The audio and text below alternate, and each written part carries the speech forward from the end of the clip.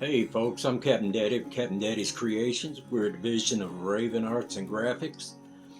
Today we're starting a new episode, beginning episode of a new series, Glass Engraving for the Beginner. We're going to discuss the material needed, the tools involved, the cost. It's actually a low overhead project to get into and it's very rewarding. We're going to talk about and learn how to transfer our designs from our imagination to paper to glass and then come out with a finished professional product. The rotary tools themselves come in many different varieties, price ranges up to the thousands of dollars. This particular machine I'm using today is a WEN, W-E-N. It sells for less than $25. It comes with a kit with various bits, the flex shaft, and I have to add the flex shaft is a must. It's just too awkward. I've seen people try to hold the machine and engrave. The flex shaft is just so much more comfortable, operates pretty much like a pencil or pen. So when you buy one, buy a kit that includes the flex shaft by all means. The bits available are really inexpensive. eBay has a set of the diamond coated bits for $4.99, $5 for a pack of 20, and they last a long time because they're diamond coated. Actually, it looks like some just metal pieces stuck on other metal, but that's just me. So you've got an investment of less than $50 in tools.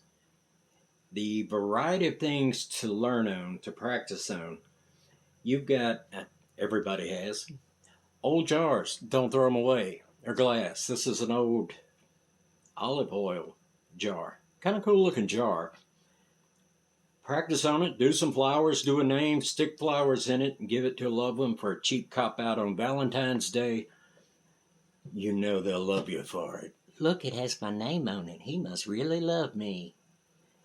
You also have various wine bottles, liquor bottles, mason jars. It's just many things to practice on. Dollar Tree, and I'm not putting a plug in for Dollar Tree, has various sizes of really nice looking wine glasses for, guess how much? $1. You must be psychic. The beer mugs they sell are really heavy duty, very nice for the price. Very thick, very heavy. My daughter did this when she was 11 years old, and that was her first attempt at engraving glass. No, I'm not biased, but I think it looks pretty doggone good for a first attempt by an 11-year-old.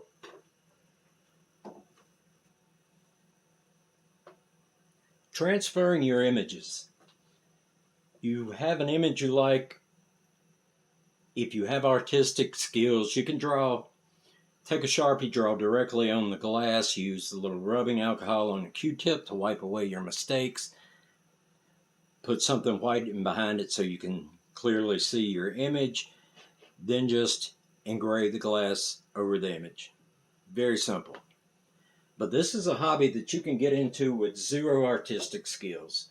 I've taught people that were not artists and had them within a week or so doing portraits that were just absolutely beautiful. Stencils are available. I'm not one that's much on stencils.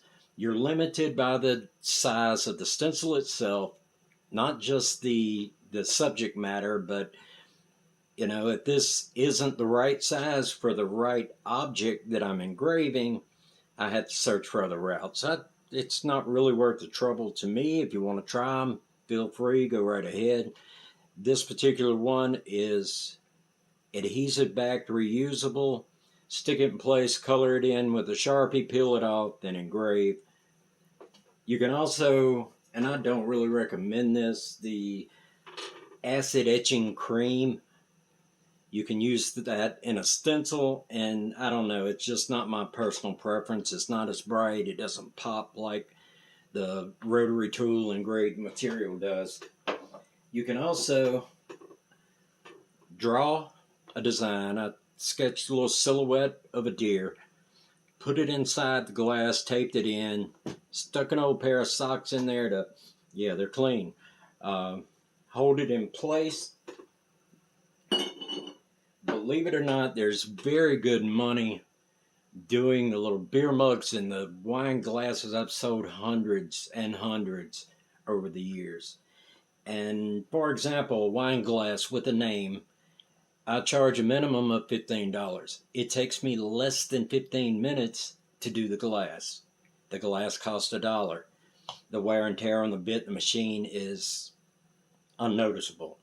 So it averages out to about $60 an hour. Not bragging, I've just been very fortunate. Later on in a future episode, I'm going to go more in depth on the different types of items you can engrave after we get into the glass, the metal, the axe heads, knives. You can do car windshields, engine parts, valve covers, motorcycle parts. That it's just the possibilities are endless, and it's only limited by your imagination. Please excuse the quality of the video and kind of bear with me. I'm not a video guy. I'm not a videographer. Is that a word? I think it is. No. I'm an engraver. I'm an engravologist. I am a doctor of engravology. Yeah, hate it. This is a cheap, I say cheap, $4 frame from Dollar General. Today we're going to remove this, pull the tabs back. You'll have to pop the staples out. Which I've already done. There's cardboard pieces to protect the corners. And be very careful when you take this out. Not often I've had any break on me, but I don't want it to start today. Oh, and don't throw this certificate away. That's to show to the world what an absolutely incredible human being you are and what you've learned today. For simplicity, we're starting with a pane of glass rather than trying to start off holding, a wine glass or a bottle or something odd shaped in place. This is much easier to get the feel for the machine, how it works, getting accustomed to engraving and the sound and the dust. Excuse me, I have to also remind you, wear your PPE. Use some kind of eyewear. Personally, I recommend glasses with a magnification or anything to protect your eyes, but I prefer the magnified glasses so I can really clearly see my lines up close, not just the fact that I'm getting old. My eyes are going bad.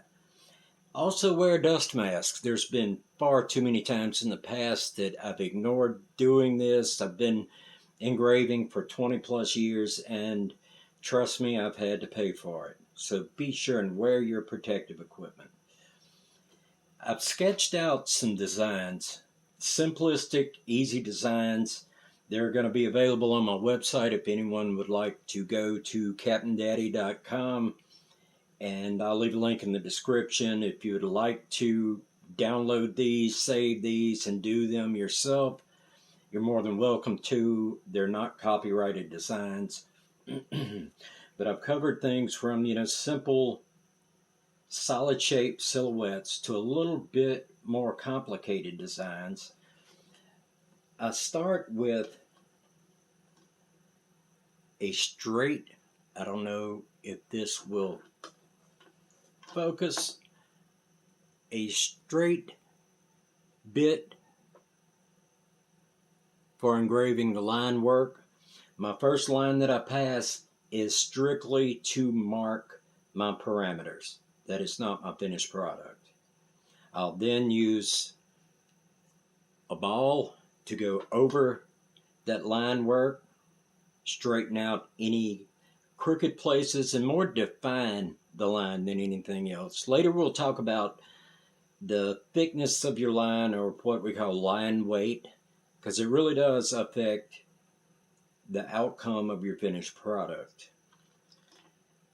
On this particular machine, you have to insert a bit into the hole, turn it till it sinks. Didn't need that. Take your little handy dandy wrench, slide it in, start tightening it back down. Just as it starts to get tight, I ease up just a slight amount. Then cinch it up with a wrench. Don't try to wring it off. It doesn't take much pressure to hold it in place. I've only had one, in 25 years, I've only had one bit come out and go flying across the room. No idea how that happened, but it did. Okay, let's get started. The first thing I'm going to do is the silhouette of the cat. When we start, you need to pick a starting point to begin the line work and look at where you plan on ending up. Look where your comfortable range is to stop, and keep that stopping point in mind. You don't have to put a lot of pressure. The machine does all the work. If necessary, you move to a certain point because of the natural range of motion for your hand. If need be, you can turn your work, put it in a more comfortable position. Normally, I didn't do it on this one, but normally I tape the edges of a pane of glass because, for example, right here, as I'm moving my hand, my fingers are brushing against this sharp edge. Don't want to get cut. So, let's get started with some line work.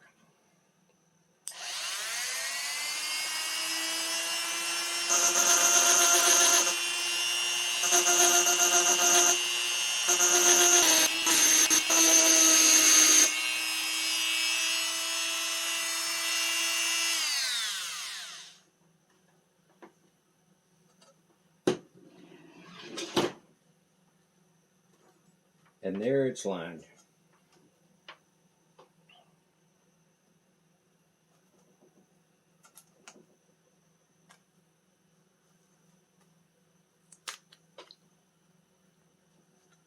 I recommend some kind of cloth, an old towel, something to pad your work. I have had very few pieces break. I did have one very large, very elaborate portrait of a wedding couple, and was 95% finished and put a little too much pressure, and it cracked from corner to corner. So be careful with the pressure you put on any kind of plate of glass. The wine glasses are very thin, but I've never had one shatter.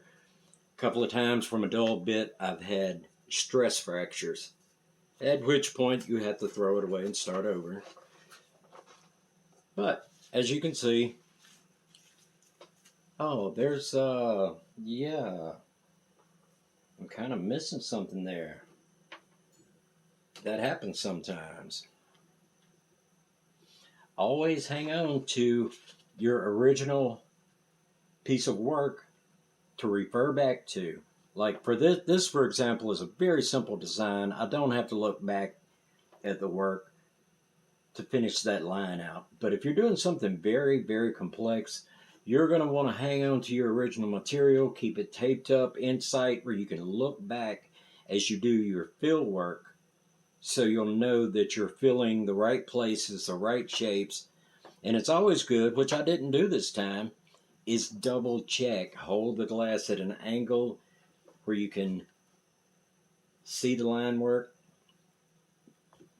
and see if you notice any spots that you may have missed.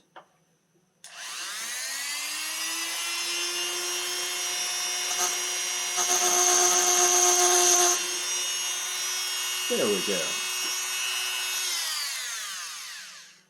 Now my next step, As I said before, this is just the bare basics of getting my lines in place, show them where I'm going with it. It isn't quite as necessary with such a simplistic design, but I have taken out the straight, very thin bit that I did my line work with, inserted a small ball,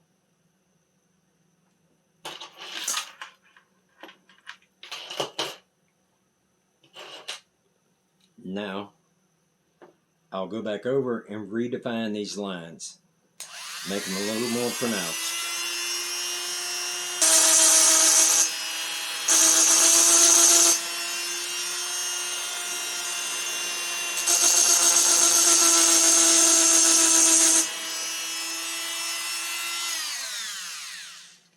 It basically comes down to your ability to follow a line. And I do not want to hear anybody talking about, well, my hands aren't steady enough for that. I don't know if you noticed, but I have a tremor. I have a bad tremor. I've had it as long as I can remember. It's something I was born with, something I've learned to deal with. And if these shaky hands can do it, your hands can do it. I promise you. Once I complete redefining the outline, I put a larger ball in because we're going to fill the entire thing in. Etch in the entire engraving, the entire thing to really make it pop. Now, this is a personal issue I've always had. I hate to see somebody get started engraving and do an outline and say, "Oh, I'm finished. Look." Oh, yeah, that's a pretty puppy. It's a turtle. No, I mean, go through the effort of making it pop. Go through the effort of filling in and making it really noticeable and stand out. Later, we're going to discuss the parts to fill in, the parts not to fill in, how to keep track of all that. But for now, we're going to finish this cat. God dang it, catty. All right. Got the larger diameter ball in. Let's make some dust fly. I stay, and again, it sounds like when you were a child and learning to color in a coloring book and color inside the lines. It helps if you go just inside your lines, kind of outlining it like you did in a coloring book, to keep inside those lines, because there's nothing worse than filling in and get a little oops and run outside the line and ruin the overall shape of your image. Filling it, I make very small concentric circles, filling at a random pattern. Occasionally I'll have to pick it up, look at it at an angle, keep the dust wiped off, and look for the places that I may have missed.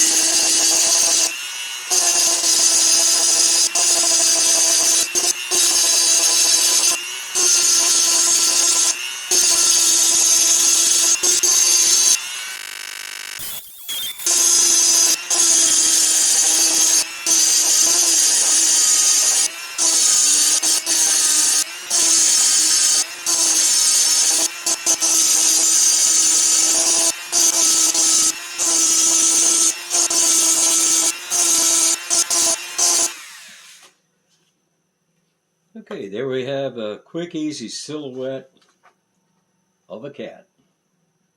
Not that difficult. That's just, one of many designs available out there, flowers, whatever. Just so many different things you can do, so many things that'll actually sell. But get that practice in. Get comfortable with the machinery, get comfortable with that loud, annoying sound.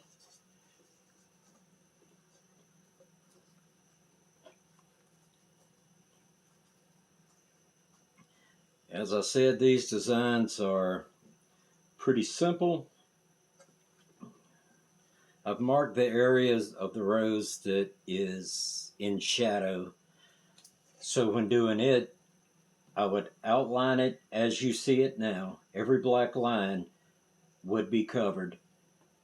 But the parts where I had the pencil shading in, those parts would be left clear. Just the white parts are going to be filled in. And it doesn't look like much here, but when you get finished doing that, it's a very cool looking little engraving. We're going to get started on that right about now.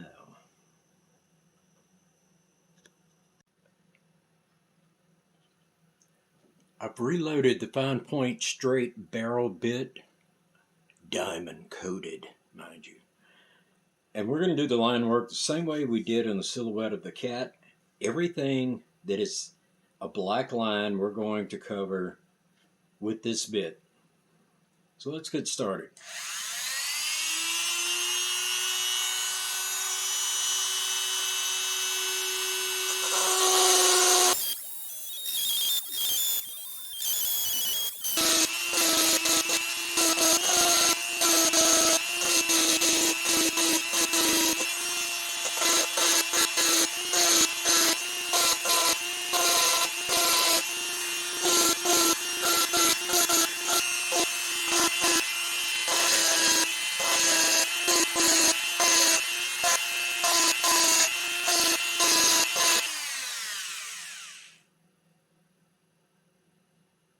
Okay, it appears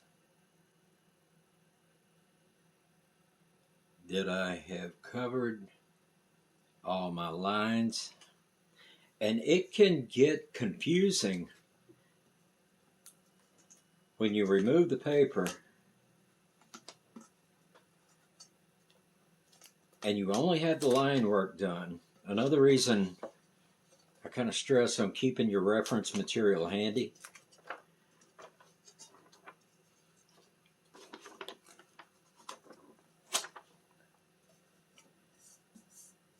Because with this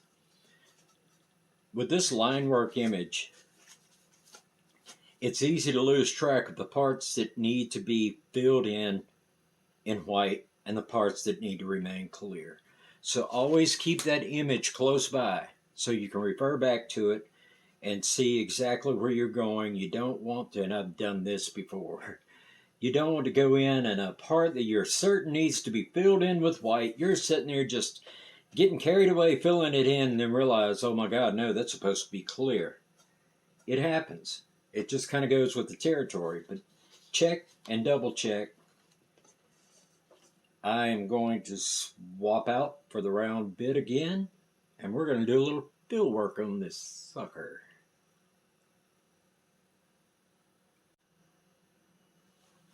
Okay, we can see already that our leaves are completely white.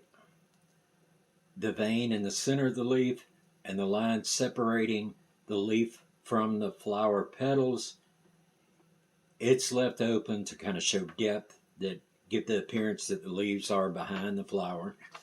So those areas will be left clear. The notches in the leaves will be left clear. Just each side is filled in. So let's get started on that and move on to the flower.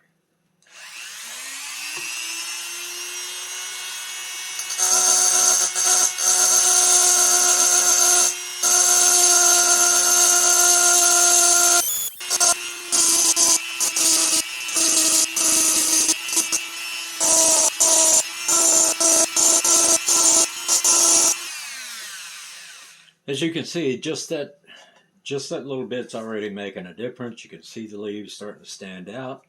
We go back to our reference material. See for sure what lines have to be filled in.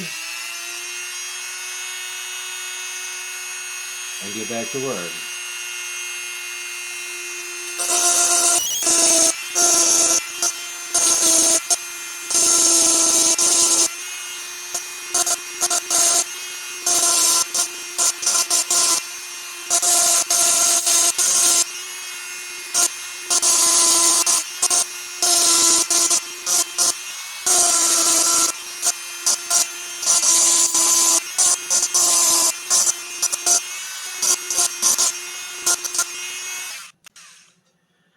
And there it is, a simple rose.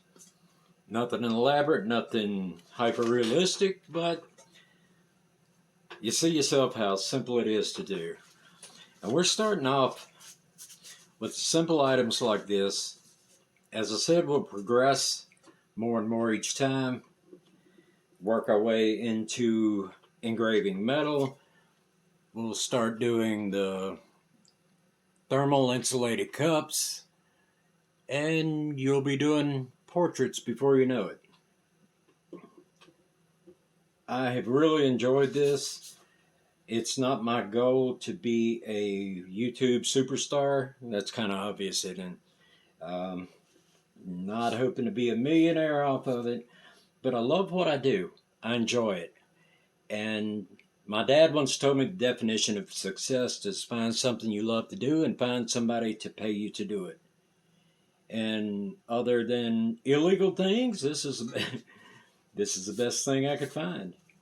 Please stick with me. Click like, subscribe, hit that notification bell, show Kevin Daddy some love. And I look forward to the next episode. We'll be learning a whole lot more. I'm putting some links in the description to some of my sketches. If you folks want to use them, I'll put a link to some of the tools and equipment. And be sure and join me next time.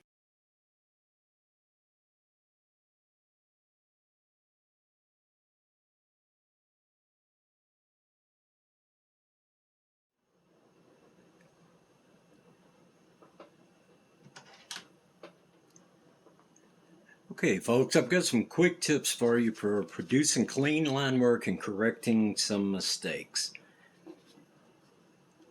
I specified earlier using a small bit and using light strokes to define your initial line work. That gives you an opportunity that if there's a mistake, when you go back and reline and redefine your lines, you can use a larger ball and clean up some of those mistakes.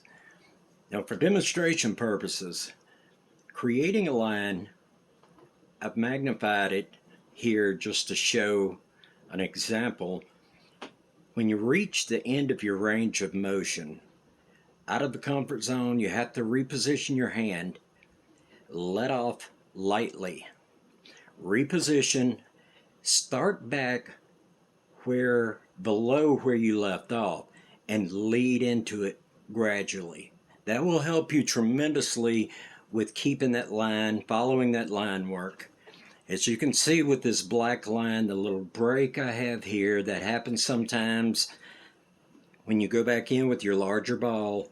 It's easy enough, you're putting down a wider line to bring that in and cover that mistake.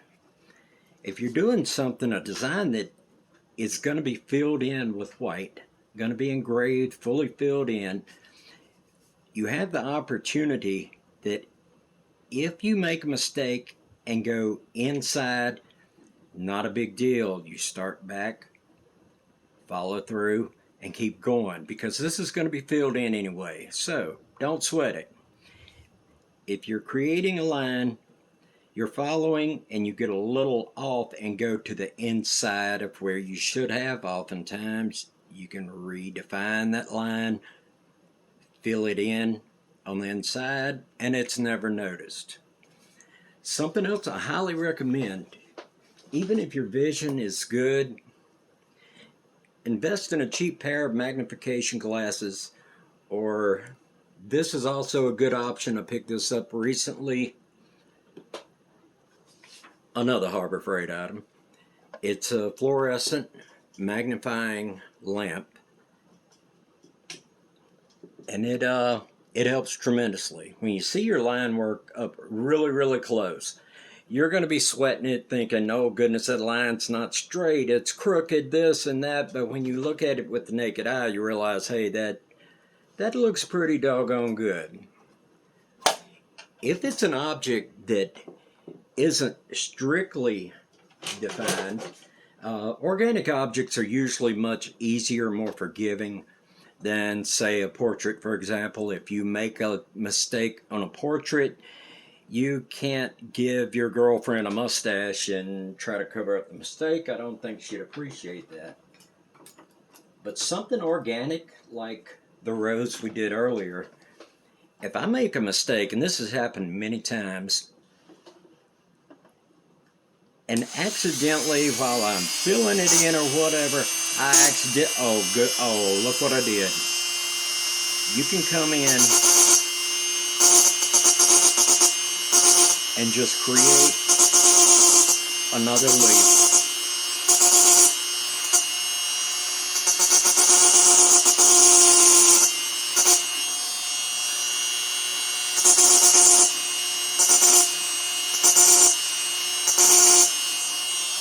Fill it in, problem solved. Yeah, you've got 4 leaves now instead of 3, but most of the time it really doesn't matter.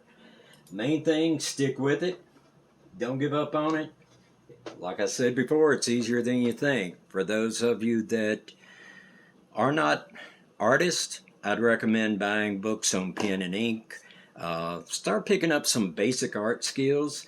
You have to keep in mind, though, even those of you that are traditional artists, you're working not dark on light, but light on dark. So you're not drawing the dark side. When you start defining the shape of an image and conveying depth and giving that illusion of depth, I would suggest pick up some white gel writer pens, some dark construction paper, and practice white on dark. But give it a shot. It's a lot of fun, and it's not as hard as you think. Be sure and stick with me for the next episode.